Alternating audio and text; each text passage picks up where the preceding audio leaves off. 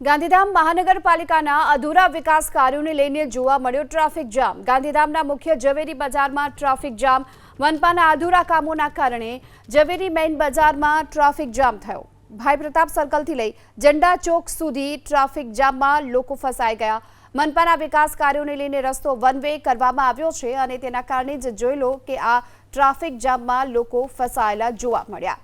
અધૂરા કામના કારણે એક તરફનો રસ્તો જ્યારે વન વે કરી દેવામાં આવ્યો છે અને એક તરફનો રસ્તો બંધ કરી દેવાયો ત્યારે લોકો આ ટ્રાફિક જામમાં ફસાઈ ગયા।